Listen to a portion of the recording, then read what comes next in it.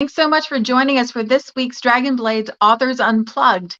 For this week's chat, we have USA Today bestselling authors Maeve Greyson and Sandra Sookoo. Ladies, thanks so much for joining us. I really appreciate you taking the time to be with us today. Good to be here. Sure, no problem.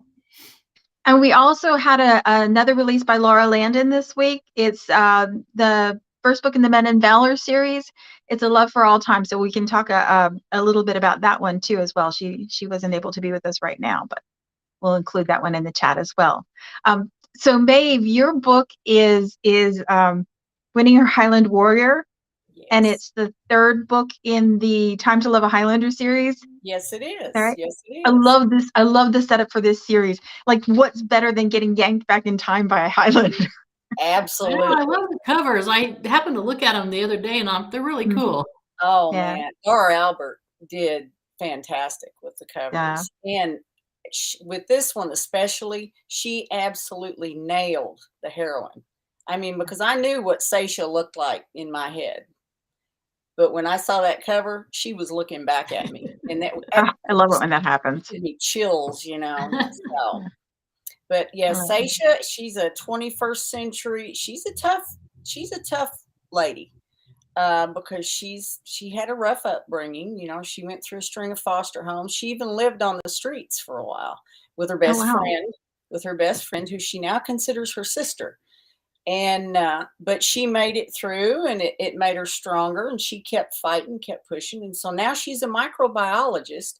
But life has messed her over yet again because her research partner, who she made the mistake of having an affair with and trusting him, stole her research, published it under his name, and just made her the laughing stock of the scientific community.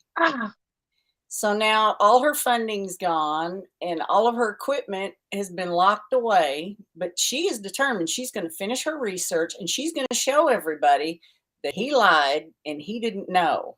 Plus, she needs to find this last critical element to close this possible cure for cancer in case her sister's cancer returns. So she's driven by two things: revenge, trying to save her sister's life. So those are high stakes. Yes. So she borrows this pair of waders from a fisherman she met in a pub, real nice old guy. And so she's going to go ahead and do her research with borrowed equipment and, you know, duct tape, baling wire, piping, whatever she can find. And she wades out, and it's in Lochanuin is the name of the loch. And it's an actual loch in Scotland. Oh, cool. And it's a whole lot easier to just call it the Green Loch. So instead of using the Gaelic name. And so she wades out, and she's standing on the shelf, and she's gathering her samples, and the ledge gives way. She goes under. Of course, she doesn't have her diving gear because that's all been locked away and taken from her. Well, her waders start filling up and pulls her to the bottom, and she just, you know, she tries to undo it, and she goes down into the darkness, and it's cold because, you know, locks are pretty icy. And then she just blacks out.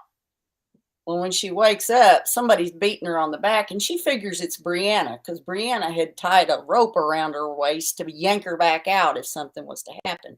So she tells Brianna to quit beating her. Well, all of a sudden, this deep voice says, "I'd never beat you, my lady." And there's Kane. He saved her. And she doesn't realize she's in the, you know, back in the century, in the 14th century yet. At first, she thinks, well, these guys were passing by, you know, and they saw that they were distressed and everything.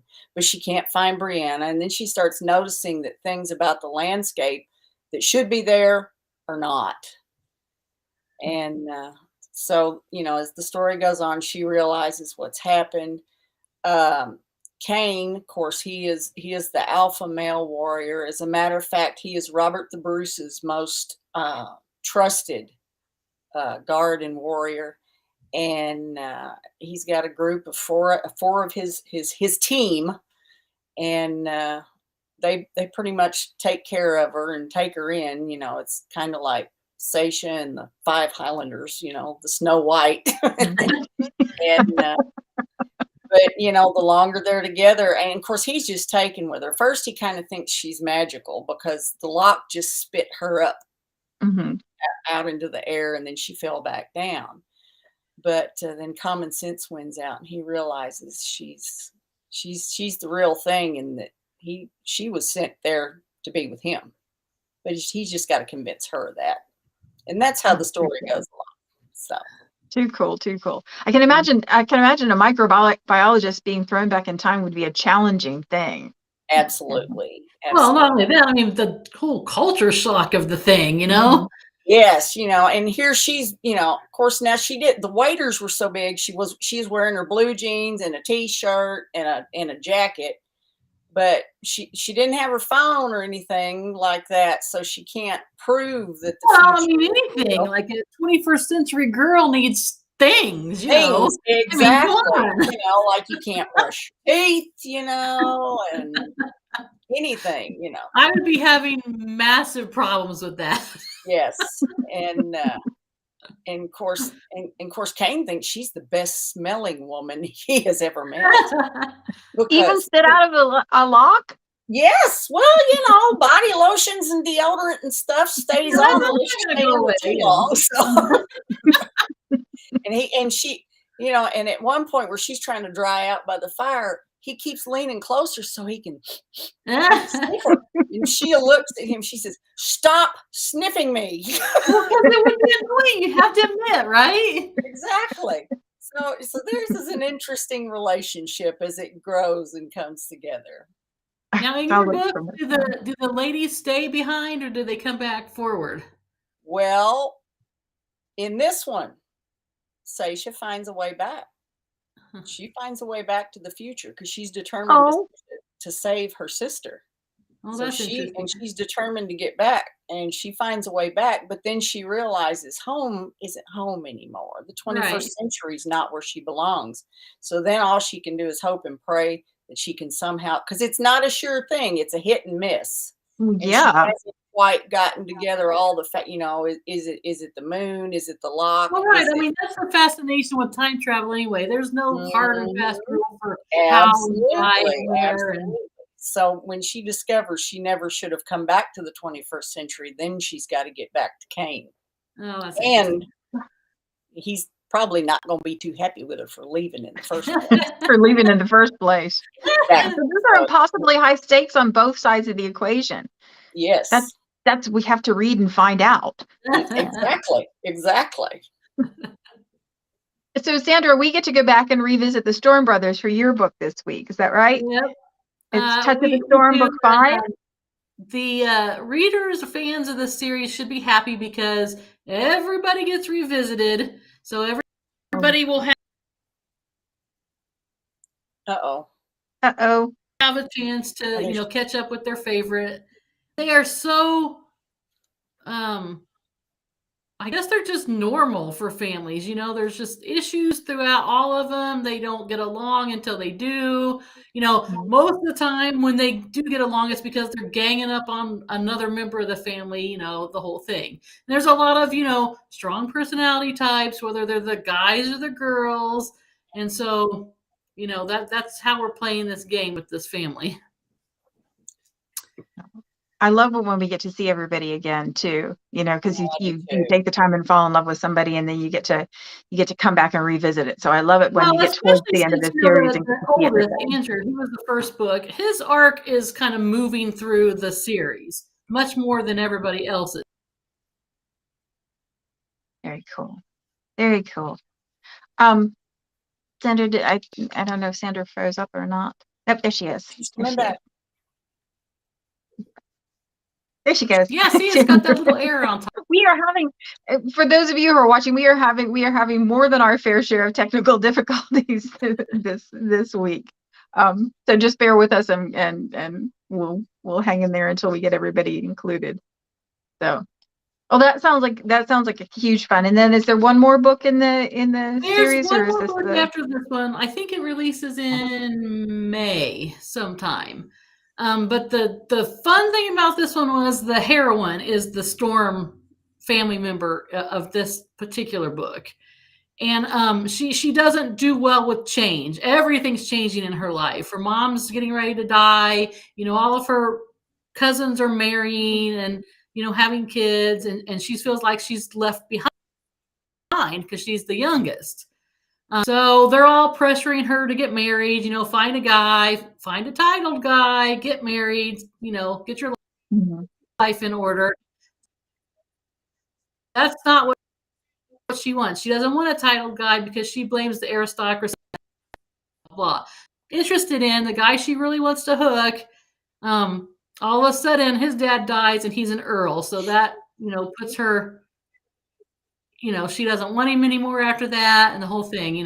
They're constantly being pushed and pulled apart, and that's the whole book until the end. Well, the push and pull is kind of what we're there for. So that's the part I love is that I really hope the readers they will, they won't, they. Very cool. Very cool. So I love the setup for all this week's books, and then Laura, I was hoping Laura was going to be able to join us. We've been having trouble syncing her in, but her book is A Time to Love, and it's the first book in the Men in Valor series, and that's one of those hello, you have a family now kind of books. So it looks like it's very much fun. So I love that title, Men in Valor. I mean, how can it not be good? These are going to be good heroes. They're going to be good heroes. So. Yes. Awesome. So, ladies, could you tell me? We talked a little bit about time travel last week, and since we have another time travel book this week, what would be if you were going back in time? What would you take if you could only take one thing? What would you take? My purse, probably, because it's got all kinds of stuff that I need in there. Oh, that's cheating. That feels like a workaround. Come on, who doesn't need Advil or glasses? My glasses. Oh my gosh, I couldn't even imagine doing this without I've become very chewing gum dependent too. So. Oh, hey, there's Laura on the private chat. Yeah. If those of you watching could bear with us, we're going to try and see if we can add Laura in and see if it works this time. Hey, Laura, can you hear us? Oh, there she is. But we still can't hear her. Oh, no. Well, why don't we just have her picture there? We still can't hear her, but at least she's here. Yeah. Nope. Still can't hear you, but at least we can see you. That's right. Something. That's something. Bless her heart. This has been like the Three Stooges trying to figure out how to work technology. We have rebooted for any IT tech out there. Well, hang tight, Laura. So Maeve, if you were going back in time, what would you take with you? I'd have to be my toothbrush. I am so weird about my teeth. I mean, when you first wake up in the morning and you got that feeling, I got to have a toothbrush. Got to. Yeah. That always seems like the most unrealistic thing in movies when the hero rolls over and they kiss first thing in the morning. It's like, no. Exactly. No. Oh, no, for real. Just get one out of here for a minute. Yeah. Do. Yeah.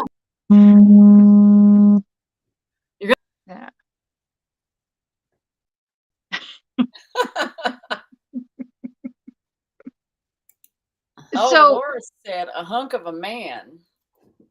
Oh, what she's taken to the past. How's she taking that back in time? I'm gonna find my hunk. We don't time travel. We have a bit of play, so yeah.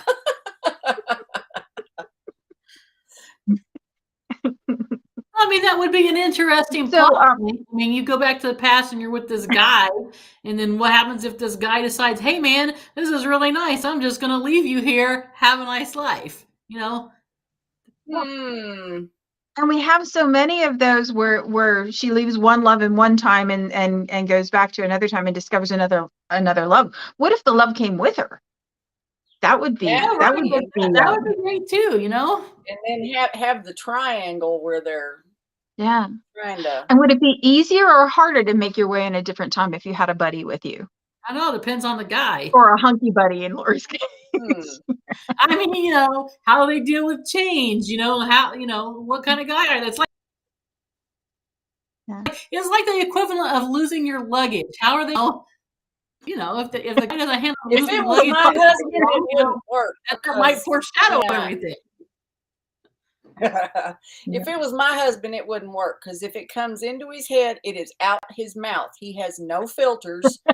So, that could cause problems. He doesn't do well with change either, so. And neither do I. I mean, honestly, I do not. I'd be like, I can't. I need a moment. I just have to, yes. have to have a moment. Well, and there are things women couldn't do. Lots of things that we couldn't do because we didn't have station without a man. But I'm not sure that a man showing up without all of the things that he would need to have at place in society would be like. I'm not sure that wouldn't be harder in some ways. Exactly. Because we didn't have a lot of agency. We're less threatening, maybe. Than a man just showing up. Laura said maybe they're just friends and they each find a match. So you'd have a dual plot line there going on. Oh, yes. So that could be interesting. That's kind of like time travel cheating, though. I'm not sure. Time travel cheating? Not really. Because it would just be a plot point. I mean, you're with this guy. He's not a boyfriend, and then all of a sudden you both into the time vortex and dumped out somewhere, and you go your separate ways. That's Yeah, that could be very much fun. So who wants to write it? I don't talk about that anymore. Oh, good. Laura's gonna write it. Laura's got it. So after we get done having our valorous men, we can have our multiple stream time travel romances. It sounds like so much why fun. not? Let's just make it a thing, Connected world, let's just all do it. That's the new thing, right? There you go. So we've talked about the things that you have to, you can play a little fast and loose with time travel, but when you're writing historical, you have to have a sense of authenticity and a respect for the things that actually happened, so that your book is positioned in the time that it's set in a way that's believable to readers. And also because for those of us who like historical things but didn't do particularly well in history, I want to know that when I'm reading something that I can trust that it is actually the way it would have been, because in sometimes in my head that's the only way I get events positioned and stuff. So is there something particular you guys do to when you're researching to keep track of timelines or things you look to when you're doing your research to position your books? I just research it, print it out, highlight it. Yeah. Okay. Let's start with Maeve. I mean, if you're talking about historical research places, sure, it all needs to be correct. But if you're talking about how women acted back in the day, I mean, who is going to want to read a book about a woman's? I mean, come on. A woman needs to have some sort of aspirations. Otherwise, none of these reads off the shelf. I mean, if that's the historical accuracy you're talking I wouldn't mind sitting and embroidering and painting, but I don't particularly want to read about it. So. Oh, what are you doing today, Susan? Oh, I think I'm going to wear, another 3 handkerchiefs, and then I'm going to go and play the piano. What are you doing today? Oh, I thought I'd stroll around the lake for a bit. I mean, come on. We need more than that. Something to do. Yeah, some agency. I get dinged in reviews all the time because everybody says, well, a woman wouldn't act that way in the Regency. I don't know. Did you time travel back there and poll a bunch of people? Come on. Women are always women. No matter what time period it is, we're all going to have things that we do and things up, and we're all going to change status quo. And if you did time travel back in time, did you take one of Laura's men with you? That's true. Laura is definitely doing that.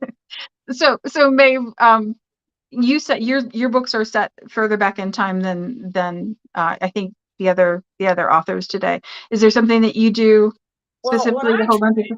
I try to do is research history's timeline, like Scotland's timeline, because Scotland had a pretty tumultuous history. Yeah. And I search for, okay, what happened in 1650? What happened here? And I'll get a whole timeline of events, and I'll look and I'll think, okay, I want it to be like here, like for this one, when you're Highland Warrior, Robert the Bruce. So I had to is involved because she mentions some things that happen with him and the way he wins things, and that gets her in trouble because she shouldn't be saying these things, or they're going to think her a witch or something. But I had to find these events that could, support positioning the book there. Yeah. So I'll look at the So timeline. With time travel, I mean, how do you handle that if she can't mention anything because it might change the future? Does she mention it, or does she? Well, yeah, she does. But I don't ever say, I don't get into the quantum physics kind of and say that it's going to change. She's not so much, because the way she mentions it is purely accident.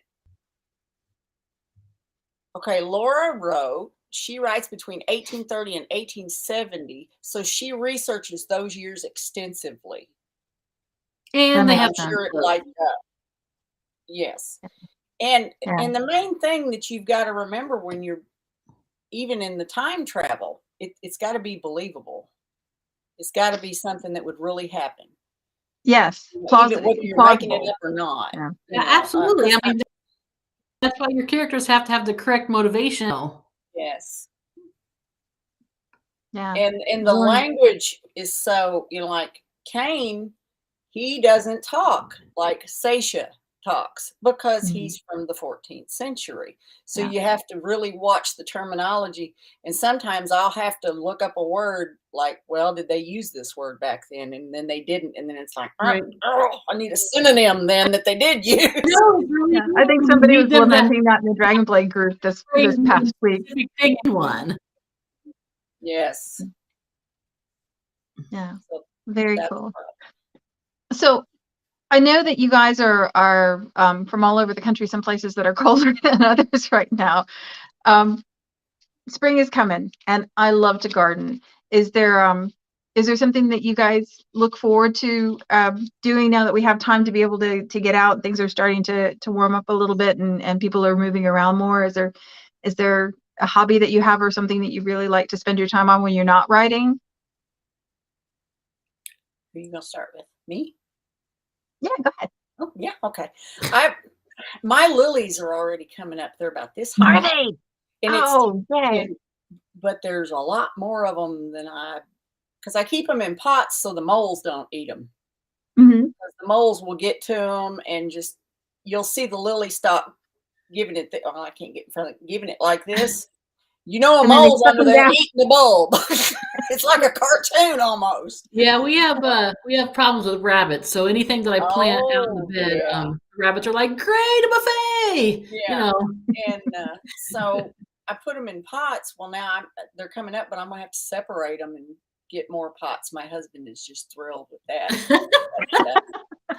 It is what it is, But I love lilies when they bloom, and some of them are big red ones, and I don't know the technical terms, and they're about the only daylilies, right? Alive. Yeah, some of them are daylilies. Yeah, and so it's time to separate. I'm looking forward to separating those. Recruiting my grandchildren to come over and help me, since there's so many. Yeah. So I'm looking forward to that. Sandra, what do you like to do? Well, I would really like to be a gardener, but I'm allergic to a lot of things. So that plus the rabbits, and what we do is we generally just go to the art museum downtown has like 100 acres. You can walk and look at flowers. So we do that. Nice. And then we go out to lovely stuff like that. So I'm excited for it to finally be warm, so you don't have to drag a coat and boots and stuff with you. I just want to be out. I'm tired of being in all the time. I just want to be out. Yeah. it feels like things have changed just over the last week. You know, we went where we got a couple of teaser days and you're like, oh, thank goodness it's not going to be winter forever. And now this week it feels like, okay, well now we've shifted, you know, now it's really headed towards spring and I hope. Like I said, we're supposed to get snow flurries tomorrow, so yeah. Oh my. The dogwoods should be blooming here soon. Yeah, we've got a couple of crabapple trees in the back that are budding and you know have little tiny leaves on them. So, see, Laura wrote, "We're really cold here yet, so too early for gardening." She's a houseplant person, so she does indoor things. I love houseplants. I'm a very good indoor gardener. And she's taking cello lessons. How are your cello lessons going? Are you proficient? Yeah. No? I love the cello. It's such a beautiful sound. Do you enjoy that? I mean, is that your first musical instrument? Oh, she's going to go get it. I think we're going to get to see it. I think if we wait, we're going to get to see it. I wish we could hear her. I know.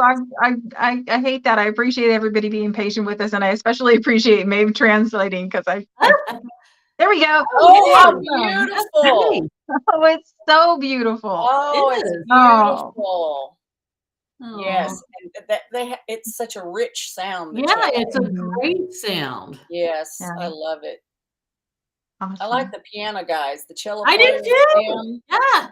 Oh, it's fantastic. Yeah. If you've never heard them, Google the piano guys. Oh my gosh, I have all their albums, and I've got them everywhere. Like I've got the CDs, I've got them on my computer, and I've got them on my phone because a lot of times I'll walk to their music when I walk around the neighborhood. Mm-hmm. They're fantastic, but you crochet. You know what my grandmother told me about crocheting? She said, "Honey, give it up. You ain't never gonna be able to do it." I could not. I just. It is not my gift. My grandmother's love. Yeah, that stuff. I find it way frustrating. So anybody that does that stuff, you know, I think that's great. When you crochet, Laura, do you do blankets or do you do blankets? Mm-hmm. Yeah. Afghans and stuff? Yeah. Oh yeah. Oh yeah. Yeah. I love to crochet, but I couldn't figure out what I wanted to make. But I like that idea of having your hands busy because I think your mind can go then. Yes. You know, if you can keep your hands busy, it's like walking. Your mind can do other things and go racing off. Do you stories while you crochet? You could. Do your stories come to you while you crochet? Mm-hmm. Sometimes there's an advantage to having your body busy so that exactly, and that's what happens like when you do dishes and stuff like that. You're like, crap, I just came up with a plot. I got to go write that down really quick, you know. Yeah. Or drive or walk or anything that you're comfortable doing over and over and over again. So I mean, I know a lot of times if I'm stuck at a plot point or whatever, I'll go in the kitchen and bake because that helps me. You know, for whatever reason, your brain is doing not anything related, and then it's just like, oh, okay, now I understand how to do this now. Sandra, I would like to be closer to you when you're baking. So. To get a mail order thing going, you know, like a Sandra Sookoo baking box set. There you go. Get on that list, please. It's just like I have to give all this stuff away because we don't eat it, you know, because we don't eat a whole lot of sugar anymore. So I would like to help eat. You could be. I should have like a baking plot service. Okay, I'm having trouble with this plot. You know, who wants dibs on this plot? You can send me your latest Dragonblade book and some cookies, and there you go. I would sign up for that. I would like that very much. Thank you.